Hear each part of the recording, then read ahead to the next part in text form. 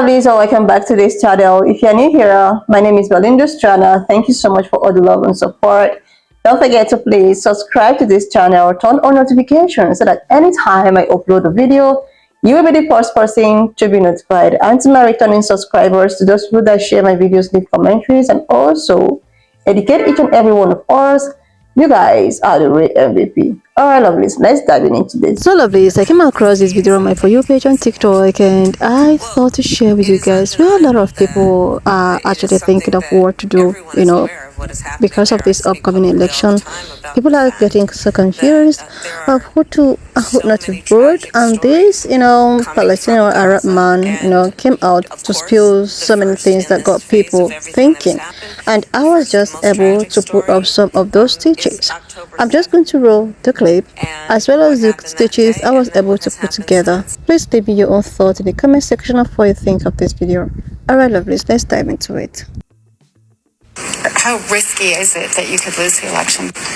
Well, it is undeniable that it is something that everyone is aware of what is happening there. I speak publicly all the time about the fact that there are so many tragic stories coming from Gaza, and of course, the first in this phase of everything that has happened, the first most tragic story is October 7th, and what happened that day, and then what has happened since. Before I play any more of this clip, I want to acknowledge a few things. The first is that you can understand that Kamala Harris is better than Donald Trump while also being able to criticize what she does, especially when you think she's unethical. Or I'm going to say it a different way. Recognizing that VP Kamala Harris is better than former President Trump does not make her immune from criticism or from critiques. With that being said, it is unethical and empirically false to say that 2023, October 7th, when all this started, especially when we have headlines from the October 6th, the day before, that said that 2023 was the deadliest year for Palestinian children, says human rights groups. This means that what she is saying is false.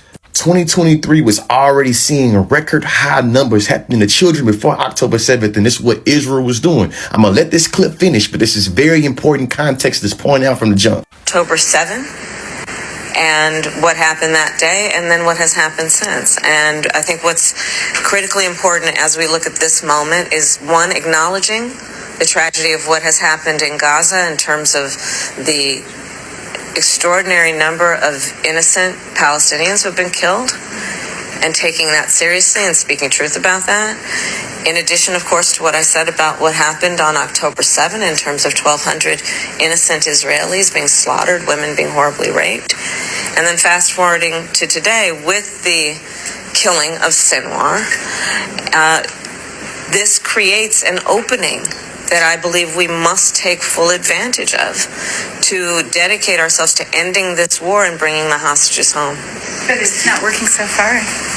You know what? Listen, as it relates to the issues in the Middle East, and in particular in that region, it has never been easy.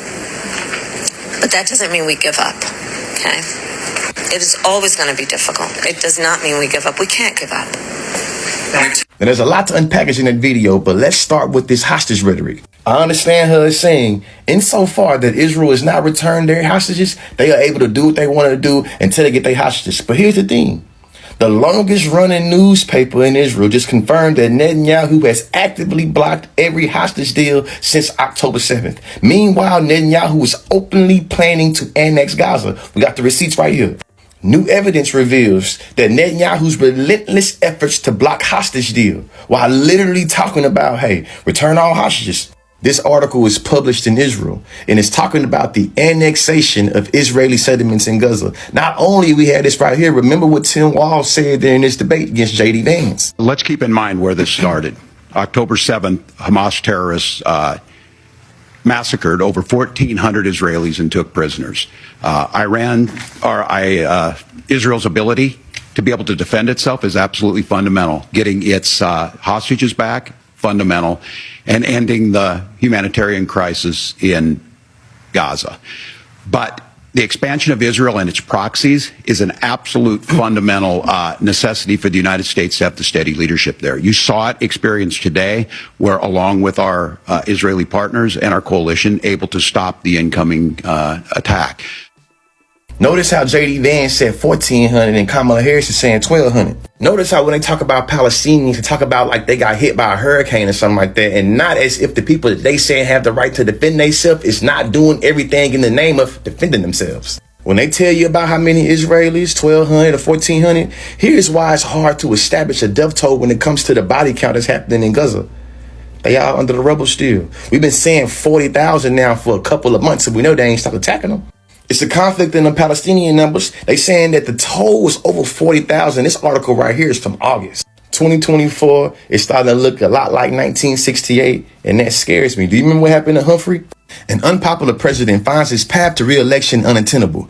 Forced out, he hands the reins over to his vice president, whose previous try at the party nomination ended in defeat. Then B. Johnson stepped down because America was like, nah, we don't like how you're handling this war. We think you suck, just like we did with Biden. Then Harris stepped in, just like Humphreys did. In 1968, many historians believe that had Lyndon B. Johnson caved in to a lot of the calls that was happening about Vietnam earlier, Humphreys would have won. Instead, that man lost by 0.5% of the popular vote. 0.5%. I get the difference. Donald Trump wants to get the job done, and Kamala Harris is ready to capitulate into the humanity of Palestinians while saying Israel has a right to defend itself. There is a little difference. I would much rather fight for a ceasefire or fight for a weapons embargo against the Harris campaign than I would, the Trump campaign. But both of them tend to not give a damn about Palestinians. It's just which one of them gives lip service and the other one is like, hey, get it done tomorrow. Because she want to win. Polls show that in 3 swing states, Pennsylvania, Georgia, and Arizona, calling for an end to weapons Israel will help Kamala Harris win. As a matter of fact, to end this, I saw this amazing video that laid it out very smooth and plainly, and I'm just going to lay it out for y'all right here.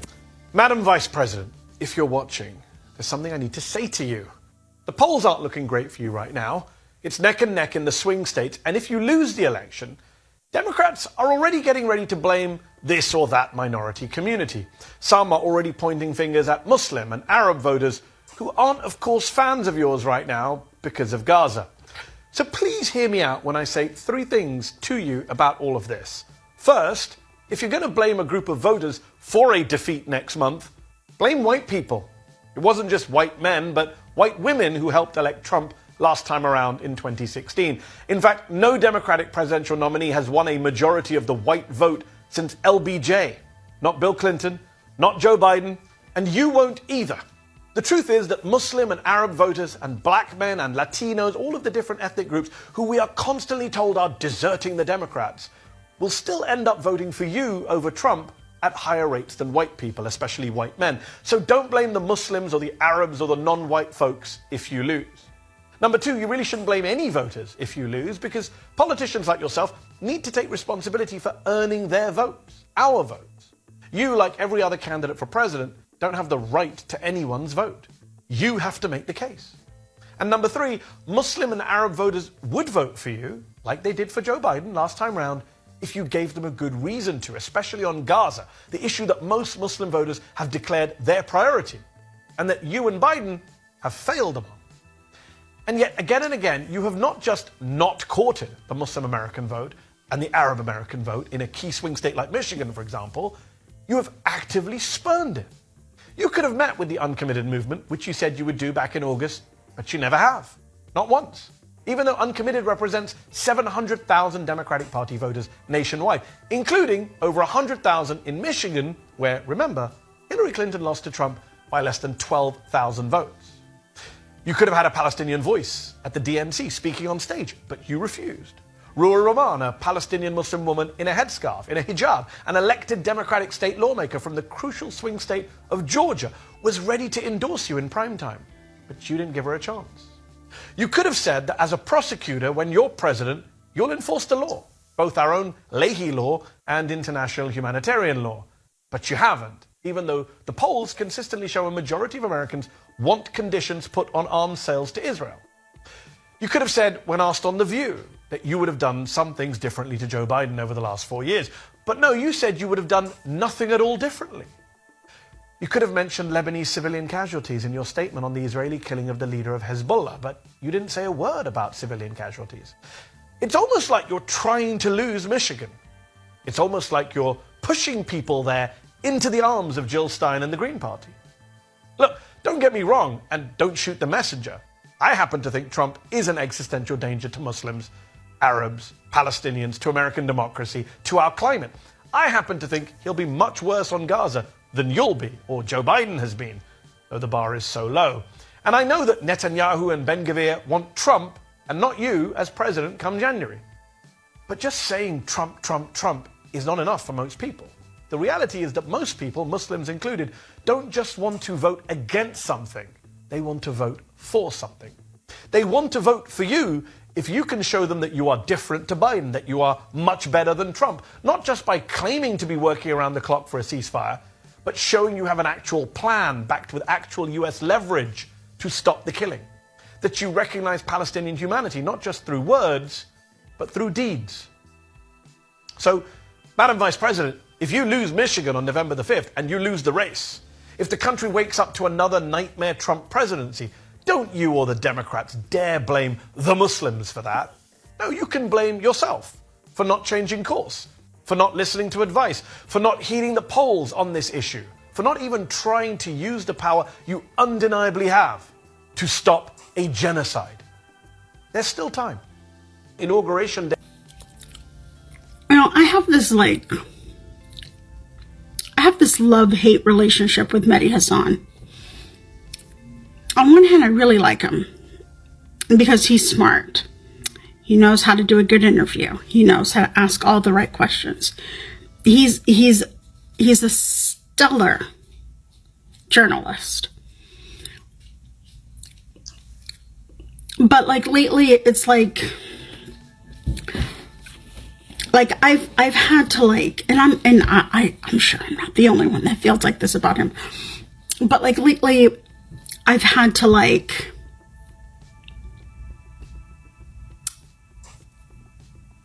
force myself to still be on his side, right? Because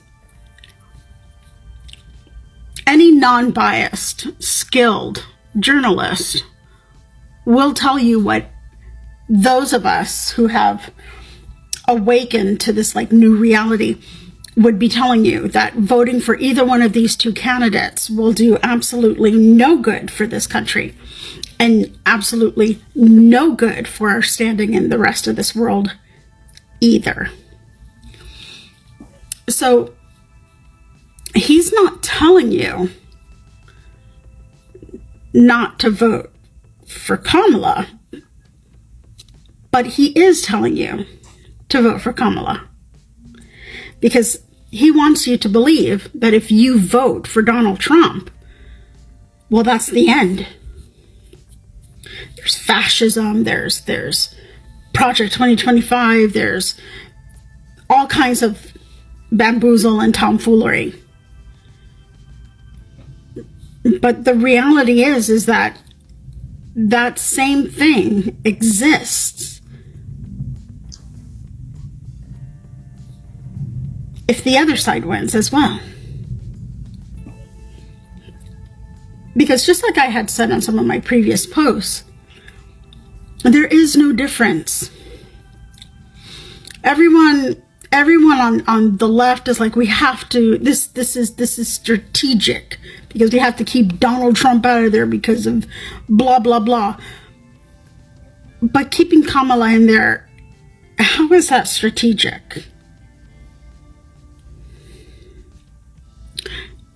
Continuing to support that deadly ideology of Zionism and the extermination of an entire indigenous people of that land.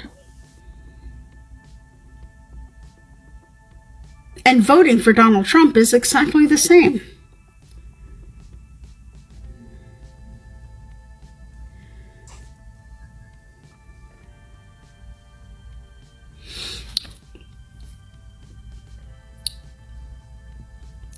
What would have made better sense to me and would have made me further appreciate Mehdi Hasan is that he does talk about an alternative. We don't have two choices. We have never only had two choices. That's the bullshit narrative that they have peddled for years as a way of controlling the people. The truth is, we have 3 choices. We don't have 2. We have 3. We've always had 3. And this year, out of every year, and much in the same way as Mehdi Hassan did there on his little click thing here, I'm not telling you who to vote for, but I'm telling you that there is a candidate on that ballot that will stand for the American people, that will stand for democracy, that will stand to protect your rights, that will stand to protect a woman's freedom over her body and the choices that she makes, not just when it's family oriented, but also when it comes to politics. There is a choice that will put an end to US dollars going abroad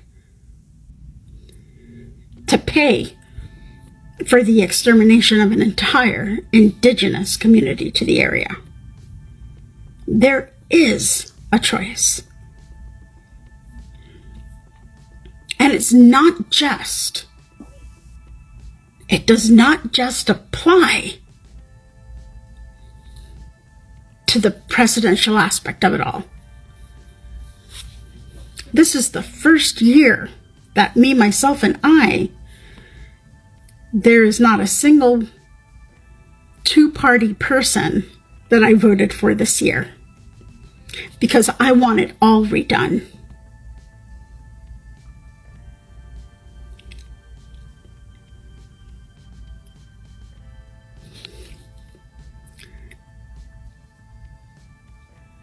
I was really hoping that Mehdi Hassan would do that, which is why today, as much as it pains me, it's like I can't be down with Mehdi Hassan.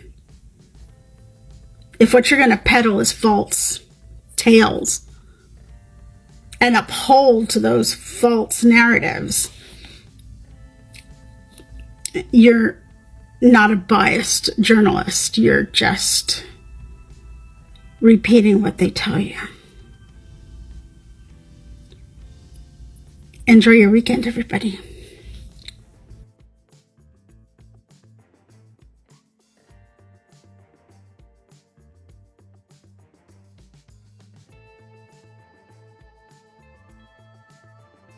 Hi, seriously, lovelies. This particular stitches actually reminds me of what happened, I think it's about 2 to 3 months back, that actually brought about this entire, anti-blackness and between the Palestinian people and, people that looks like me. So this young lady, who happens to be a black lady, she took to her platform. A lot of people know her. I've stitched her videos, I think 2 or 3 times. She was like, she is having this same problem with the both parties. The same problem that consciously is the guy that I stitched his video. It's a very popular creator too on TikTok. So this young lady that I'm talking about, that brought about all the anti-blackness with Palestinian black people and all of that. She was in the same dilemma with consciously. She was like, these 2 people, which the society, actually put at the face of people, like, you must choose between these people. She was like, she is just so tired trying to weigh the both. She is trying to see the one that is more beneficial, that she herself, she know deep inside of her that none of them is 100%. This is what she said, that none of them is 100%, but as a black woman, she is thinking in a logical way to actually know the one that is a lesser evil. Like when you are, when you are, when you have an option, you know, you have an option to choose between two evil. She was like, she is not going to vote for, you know, Kamala because she feels that Kamala is perfect or is going to give everyone everything or trying to like make the world a better place for everyone. She's not going to vote for her for that reason. That she's only doing that because it's as if these are the two things in front of her and she have to choose. That she might like to go for the third party, but the way at which things are, third party is not even a guarantee. This is what this lady was saying in her platform. The third party is not even a guarantee. So now she is left with two. She used the term evil, right? And that is why she decided to go for this particular one. And because of that statement, a lot of, okay, there is a big, creator who happens to be a Palestinian advocacy and all of that, came for her, decided to, make hers and, invited her to her own life and ridiculed her. She was like, I don't blame you, this woman that, that is watching people go through what they're going through in Gaza. Why would you say that? I don't care about your oppression. You people don't want to help us. Why? They are being selfish. You are enjoying yourself in, you have privilege. Even when I had to talk about how people that looks like me have privilege. And I was like, she is coming for the same person or the same people that is absolutely, even if it's not the same kind of predicament, but these people are still not people to blame for your predicament.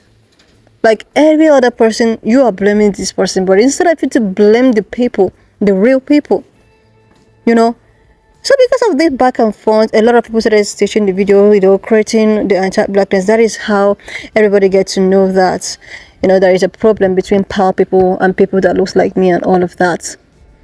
This is when, black people were like, okay, it's high time we are going to do whatsoever that befits us. We are done helping people, trying to help people. Even this girl has to deny that black people never talked about what is happening in power and all of that.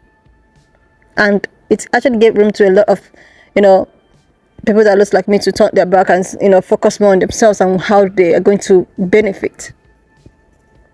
And there's this particular question I keep asking myself. Why is it that, nobody is talking about what is happening in Congo? Why is it always power? Is it not the same genocide that is happening in Congo? Why is nobody even talking about it? And when you bring up this, people tend to put it out like it's not important. But this is the same thing, right? Please correct me if I am wrong. There is the same genocide that is happening in Congo, where people that looks like me are. So why is it always about these particular people? Why not maybe join these both people together? Why not talk about Congo the same way they're talking about power? Why? I like the way this Arab man came out to talk about, hey, you have to, next time people want to vote and blah, blah, blah. You have to do something to show them that you. So who is talking for Congo people? Who is talking for them? You see, the reason why is as if black people are not minding their business. It's as if everything is centered on the same, we just centered in these people and forgetting, seriously. Everybody just busy. Oh, but as if they are just the only people that is undergoing what the people in Congo is suffering. They are suffering. Underaged. The thing is that the media is not even talking about it. This upcoming election, nobody is still saying anything about it. Like, is it that they are not important? Is it that there are some more important people compared to the other? Like, you see why it's as if sometimes some black people are just so tired. Some black people just want to do what they feel that, that is right for them. And now with all of these things going left and center, what do you want people to do? What do you want people to do? Like, it's so tiring, like, at this point. But the fact is that why no one is including things that is happening? Why is it not being brought up? Why is it not being talked about? Why is it not being okay? Palestinian people, if you don't support, if you don't call for this in Palestine, we're not. So why is the same energy not being given to PAL people, to Congo people? Or is it because they look like me or something? Like, seriously? To show you how this world is, to show you how the things of this world is. Everybody is just saying something. I'm not disputing the fact that people are not suffering. Or I'm not disputing the fact that the thing that is happening over there is so wrong in all ramifications. But the same thing is still, if people are to talk about what is happening over there, it shouldn't be made as if these other people are so special to talk about them. The other people, nobody cares about them. It doesn't make any sense, Like, seriously. Because when I went to the comment section of Consciously, a lot of people were like, okay, we are tired. What do you want us to do? Who do we vote for? Which party? How do you... what do you think that it will count? People are even tired at this point. People are so confused of what to do. They don't know what to do anymore because, like, this life it's getting so tough. I keep reading their comments. People are worried, confused. Everybody just wants a better life for themselves. And the thing is that there's no more time. There's no more time to think. There's no more time to actually, it's just, I think everything should just be handed over for prayers. This is time to involve God the most. Anyway, lovelies, why not just leave me your own thoughts in the comment section of what you think of this video, and please do not forget that we do not support any form of bullying and harassment. We're just here for educational and informative purposes. And if you've not subscribed to this channel or to do this urgent, please do your girl a huge favor to click on the subscription button, and I will see you lovelies when I upload the next one. Watch out to this, guys. Then thank you so much for all the love and support. Don't forget to please leave me your own thoughts in the comment section of what you think of this video, and please do not forget that we do not support any form of bullying and harassment. We're just here to educate ourselves. I'll see you lovelies when I upload the next one.